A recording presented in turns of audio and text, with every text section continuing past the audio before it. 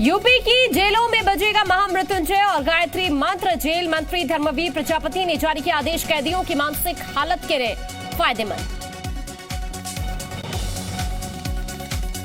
UP के मदरसा की शिक्षा में बड़ा बदलाव होगा। स्वतंत्रता सेनानियों की वीर गाथा का पढ़ाया जाएगा पाठ। आधुनिक शिक्षा के लिए मोबाइल ऐप किया जाएगा विकसित।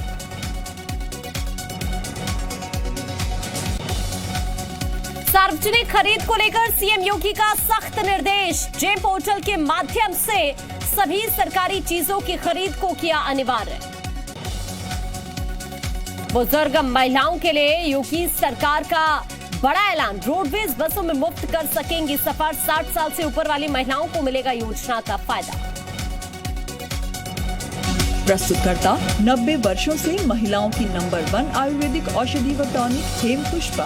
प्रायोजक कपिला पशु आहार। प्यार बढ़ेगा, दूध बहेगा। फूलों के पराग और प्रकृति के सैकड़ों पोषक तत्वों से भरपूर पतंजलि हनी। केसरी मरहम एवं तैलम, वर्षों से दर्द पे सबसे ज्यादा असरदार। चाय वही जो अतिथि मन भाए। संजीवनी गोल्ड टी 45 वर्षों से भरोसे पर खरा। और शुद्ध सरसों से निर्मित बावर्ची कच्ची घानी सरसों का तेल। बावर्ची खिलाइए, सबको रिझाइए।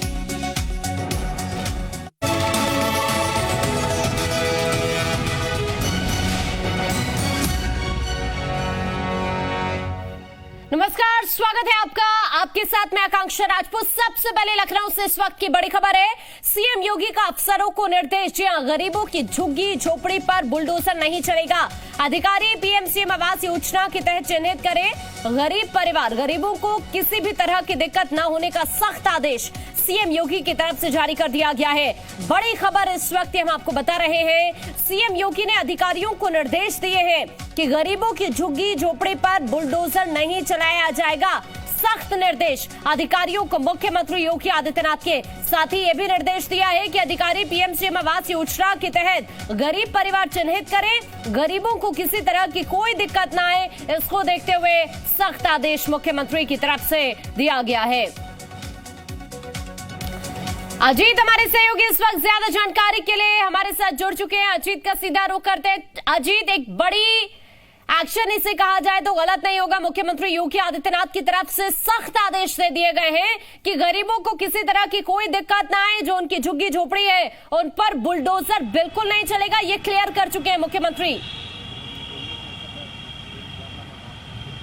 देखिए, बिल्कुल मुख्यमंत्री की तरफ से ये कह दिया गया, क्योंकि अतिक्रमण के नाम पर कई जगह बुलडोजर चलता है। आपने अमरोहा में देखा होगा, औरैया में देखा होगा, कलेक्ट्रेट के आसपास या शहरों में जहां झुग्गी झोपड़ी या पान की गिमटियां लगाकर गरीब अपना जीविकोपार्जन करते हैं, वहां पर भी बुलडोजर चल जा रहा है, अतिक्रमण हटा दिया जा रहा है। उस पर मुख्यमंत्री ने कहा कि कहीं झुग्गी झोपड़ी में अगर गरीब रह रहे हो तो उनको प्रधानमंत्री आवास, मुख्यमंत्री आवास के तहत उस योजना का लाभ दीजिए और उन्हें घर दिलाइए, ना कि उनके घर पर बुलडोजर चलाइए। बुलडोजर किस पर चलेगा? जो माफिया है, जो भू माफिया है, जिन्होंने अपनी काली कमाई से अवैध बिल्डिंगें खड़ा कर दी, उन पर बुलडोजर चलाने की बात कही जा रही है। उसकी आड़ में गरीबों को परेशान ना किया जाए। झुग्गी झोपड़ी में रहने वालों को, ठेले कुमची वालों को, पान की गिमटी वालों को ना परेशान किया जाए, उनको डिस्टर्ब ना किया जाए, उनका जीवन और जीविका दोनों चलने दिया जाए। और पहले भी योगी आदित्यनाथ ने कह दिया था कि हमको जीवन भी बचाना और जीविका भी बचाना। उसी के तहत मजदूरों को जो है उनको सुविधा दी गई। इसके साथ ही 15 करोड़ लोगों को, गरीबों को मुफ्त राशन की योजना शुरू की गई। तो उसको लेकर सीएम ने साफ तौर पर कह दिया था कि कहीं भी इस तरह की कोई घटना नहीं होनी चाहिए जहां यह बात सामने आ जाए कि गरीबों को हटा दिया गया। उनके अगर वो कहीं दुकान लगाकर बेच रहे हैं, कहीं वो झुग्गी झोपड़ी में रह रहे हैं, तो आपने वहां बुलडोजर चला दिया। अगर ऐसी शिकायत आएगी तो उस पर एक्शन लिया जाएगा। ये बुलडोजर उन लोगों के लिए है जो माफिया हैं, जो भू माफिया हैं, जिन्होंने अवैध संपत्ति बनाई है, अवैध बिल्डिंगें बनाई है, अवैध कमाई से बनाई है, काली कमाई के कुबेर हैं, उन पर बुलडोजर चलना है, ना कि गरीबों पर। गरीबों को आप सुविधा दीजिए, आगे जाइए, उनकी समस्याओं को सुनिए, उनको सुविधाएं दिलाइए और दीजिए। आकांक्षा, बिल्कुल कोशिश यही है कि किसी तरह की कोई दिक्कत ना हो तमाम गरीबों को। अभी आप बने रहे जीत, आपके पास अभी लौटती हूँ। एक बड़ी खबर इस वक्त लखनऊ से दर्शकों को बता दें। यूपी में सार्वजनिक खरीद पर सीएम की तरफ से सख्त निर्देश जारी किए गए हैं। जेम पोर्टल से सरकारी सामान खरीद को अनिवार्य किया गया है। 2017 से अब तक 20,760 करोड़ की खरीद हुई है इस पोर्टल के जरिए। 2017 से पहले जेम पोर्टल पर सरकारी खरीद शून्य थी, लेकिन उसके बाद आप 2017 के बाद देखिए अभी तक 20,760 करोड़ की खरीद हुई है इस पोर्टल के जरिए। सेवाओं को जेम पोर्टल के जरिए प्राप्त करने वाला पहला राज्य उत्तर प्रदेश बना है। बड़ी खबर इस वक्त हम आपको बता रहे हैं और इसी को देखते हुए सख्त निर्देश मुख्यमंत्री योगी आदित्यनाथ के। अजीत हमारे सहयोगी लगातार हमारे साथ इस वक्त लाइव जुड़े हुए हैं लखनऊ से। अजीत, मुख्यमंत्री योगी आदित्यनाथ ने निर्देश दिए हैं सार्वजनिक खरीद को लेकर, क्या कुछ निर्देश में है, जरा आप बताइए। देखिए, बिल्कुल जेम पोर्टल इसलिए लागू किया जाता है कि विभागों में भ्रष्टाचार कम हो जाए। मुख्यमंत्री ने पहले भी निर्देश दिया था, 2017-18 से पहले 20,746 यानी लगभग 21,000 करोड़ की खरीद हुई थी, लेकिन उसके बाद ये खरीद शून्य हो गई। क्योंकि बीच में कोविड काल था तो बहुत सारी चीजें ब्रेक हो गई थी। अब सीएम ने कहा कि सारे विभाग जो प्राइवेट टेंडर देते हैं, नोटिस देते हैं और टेंडर के जरिए खरीदते हैं, उसमें मोनोपोली चलती है। कहीं ना कहीं अपने लोगों को लाभ दिया जाता है, भ्रष्टाचार किया जाता है टेंडर प्रक्रिया में। इसीलिए मुख्यमंत्री ने कह दिया कि जो भी खरीदारी होगी, सरकारी खरीद होगी, आप चाहे जो भी खरीदें, सरकारी स्टेशनरी से लेकर सामान तक कुछ भी आप खरीदते हैं तो आपको जेम पोर्टल के जरिए खरीदना होगा। क्योंकि जेम पोर्टल सरकारी पोर्टल और उसके जरिए जब आप खरीदेंगे तो आपकी पूरी मॉनिटरिंग होगी और यह पता चल जाएगा कि आप कितने पानी में, कहीं किसी प्रकार की भ्रष्टाचार की कोई गुंजाइश नहीं होगी, क्योंकि उसकी मॉनिटरिंग सीधे चीफ सेक्रेटरी करता है, संबंधित विभागाध्यक्ष करता है। तो जेम पोर्टल को इसलिए अनिवार्य किया गया कि भ्रष्टाचार की जो जीरो टॉलरेंस की नीति है मुख्यमंत्री योगी आदित्यनाथ की, वो बरकरार है और कहीं भी किसी भी विभाग में टेंडर प्रक्रिया में किसी तरह का घोटाला ना हो पाए, किसी खरीद में घोटाला ना हो पाए। कांचा, ठीक है अजीत, आप बने रहिए, मैं आपके पास अभी लौटती हूँ। बड़ी खबर इस वक्त दर्शकों को बताते हैं, उत्तर प्रदेश के मदरसों में बड़ा बदलाव होने वाला है। योगी आदित्यनाथ की सरकार में मदरसों का कायाकल्प किया जाएगा। यूपी के मदरसों में हिंदुस्तान के महापुरुषों के बारे में बताया जाएगा। स्वतंत्रता सेनानियों की वीर गाथा पढ़ाई जाएगी। मदरसों के सिलेबस का हिस्सा होगा। महापुरुषों की वीर गाथा से प्रेरणा ले सकते हैं छात्र और इसीलिए ये बड़ा फैसला लिया गया है। एक बड़ा बदलाव होने जा रहा है।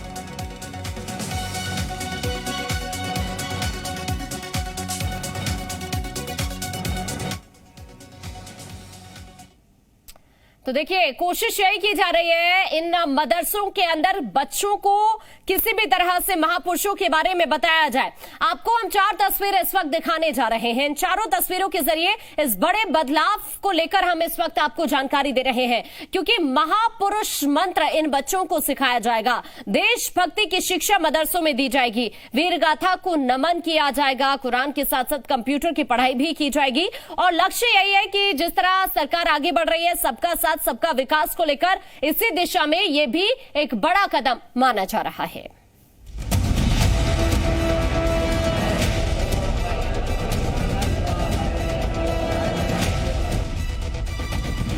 मदरसे अब आधुनिक होंगे, महापुरुषों का पाठ पढ़ेंगे, वीर गाथा को याद करेंगे, शहादत को नमन करेंगे।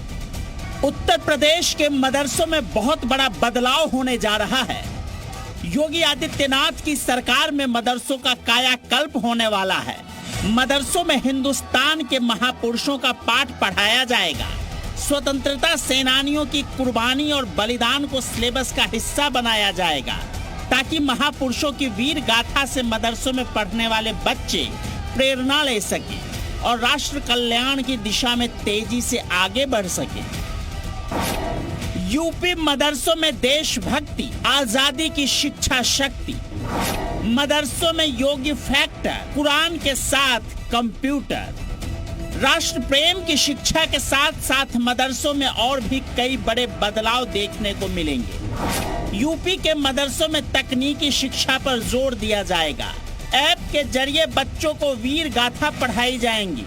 मदरसों में एक समान ड्रेस लागू हो सकती है। छात्र छात्राओं को टैबलेट और स्मार्टफोन दिए जाएंगे। योगी सरकार मदरसों को राष्ट्र प्रेम की धारा से जोड़ना चाहती है, ताकि मदरसों में पढ़ने वाले बच्चे खुद को अलग थलग ना समझें। साथ ही बीजेपी का सबका साथ सबका विकास का मंत्र भी सार्थक हो सके। ब्यूरो रिपोर्ट, जी मीडिया। और अब खबर है गोंडा से, जहां आसाराम बापू के आश्रम में एक कार में लड़की का शव मिला है, जिससे हड़कंप मच गया है। सूचना पर भारी भीड़ भी यहां जमा हो गई और पुलिस भी मौके पर पहुंची, जहां शव को कब्जे में लिया गया और जांच इस वक्त पुलिस की तरफ से की जा रही है। लड़की अपने घर से 4 दिन पहले गायब हो गई थी। देर रात ये गाड़ी जो आश्रम में कई दिनों से खड़ी हुई थी, उसके अंदर से दुर्गंध आने पर आश्रम के कर्मचारी ने गाड़ी खोलकर देखा तो उसके अंदर शव था, जिसके बाद उसने पुलिस को सूचना दी। पुलिस ने घटनास्थल और आश्रम को सील कर दिया है और जांच में जुट गई है। अभी प्रथम दृष्टया हत्या कर शव छिपाए जाने की आशंका जाहिर की जा रही। घटना नगर कोतवाली क्षेत्र के पिमौर गांव में स्थित आसाराम बापू के आश्रम की है।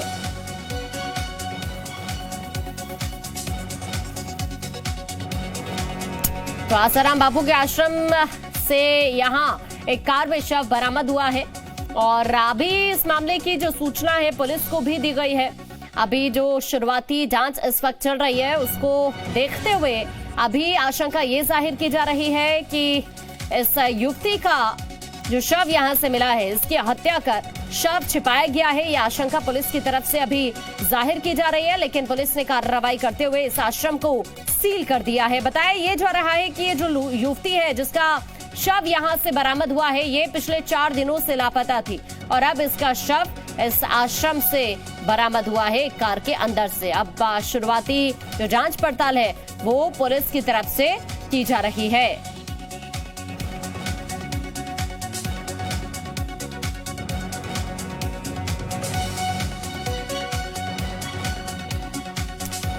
बड़ी खबर गोंडा से इस वक्त हम आपको बता रहे हैं। कार्रवाई करते हुए पुलिस ने इस आश्रम को सील कर दिया है। आगे की कार्रवाई इस वक्त की जा रही है। दरअसल इस कार से दुर्गंध आई जिसके बाद ये यहां पर पता चला कि कार के अंदर शव है।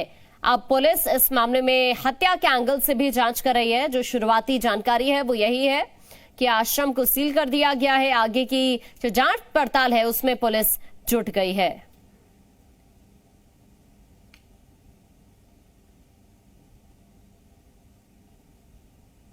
ये देखिए सुपर एक्सक्लूसिव तस्वीर इस वक्त हम आपको दिखा रहे हैं। 2 तस्वीरें इस वक्त। ये तस्वीर इस युवती की भी आपको हम दिखाने की कोशिश कर रहे हैं और साथ साथ हम आपको आश्रम की तस्वीर भी लगातार दिखा ही रहे हैं।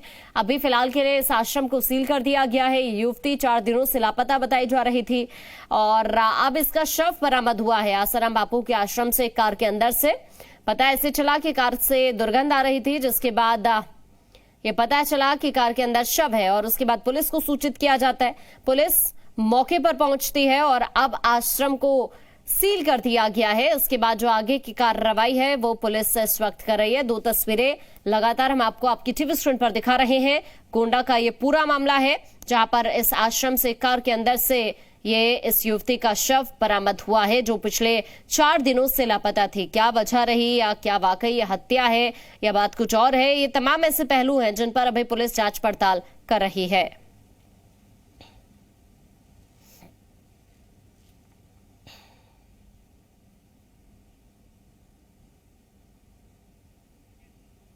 अंबिकेश्वर हमारे सहयोगी इस वक्त ज्यादा जानकारी के लिए हमारे साथ गोंडा से जुड़े हैं। अंबिकेश्वर, ये युवती का शव बरामद हुआ है, 4 दिनों से पिछले लापता बताई जा रही है और अभी खबर इस तरह की है कि आश्रम को भी सील कर दिया है पुलिस ने। अभी क्या सिचुएशन है वहां पर, जरा बताइए।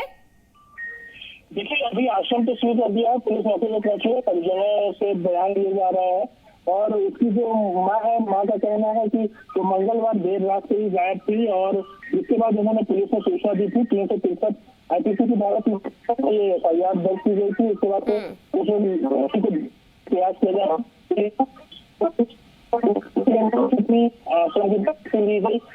खड़ी है जो कार थी इसके अंदर एक लड़की का शव मिला, जिसके बाद उस कार को जब पुलिस ने सील कर दिया है और अपने कब्जे में ले लिया है। जांच चल रही है, आश्रम को सील कर दिया। अंबिकेश्वर, अभी आपकी पुलिस अधिकारियों से कोई बातचीत हुई है क्या इस मामले को लेकर? क्या वजह सामने आ रही है? शुरुआती जो जानकारी है उसके मुताबिक तो परिजन है, परिजनों का आरोप 10 साल पहले भी गायब हो गए थे और अब तक पता नहीं। जो परिजन है वो आरोप लगा रहे हैं कि जिन्होंने उनके पिता को ठीक है, मैं आपके पास लौटती हूँ। इस वक्त गोंडा से SP संतोष हमारे साथ जुड़ गए। संतोष जी, स्वागत है आपका जी मीडिया पर। ये जो युवती 4 दिन से लापता हुई, अब इसका शव बरामद हुआ है आश्रम से, इस तरह की खबरें मिल रही हैं। हाँ नमस्कार। ये कल एक मुकदमा पंजीकृत कराया गया था। हाँ। जो बच्ची है उनकी मां के द्वारा 3 लोगों के खिलाफ में। हाँ। और ये कहा गया था कि बच्ची को लेकर चले गए हैं। हाँ। कल और आज रात्रि के बीच में 2-2:30 बजे सूचना प्राप्त हुई कि हाँ। एक आश्रम है उनके घर के सामने ही, वहां पे एक बच्ची का शव मिला है कार के अंदर।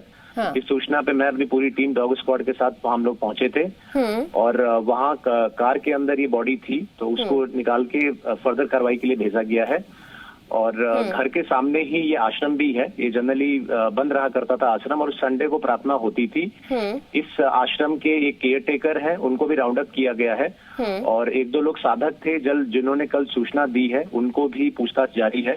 कुछ अन्य भी तथ्य अभी तक निकल के आए हैं और उन पे भी हम लोग काम कर रहे हैं। जल्दी ही इसका खुलासा संतोष जी, हो पिछले जाएगा। कितने दिनों से लापता थी ये युवती? बच्ची के संदर्भ में कल मुकदमा पंजीकृत कराया गया था। 5 तारीख की शाम को बताया गया था कि माँ से कुछ बात हो गई थी, तो बच्ची घर से चली गई है।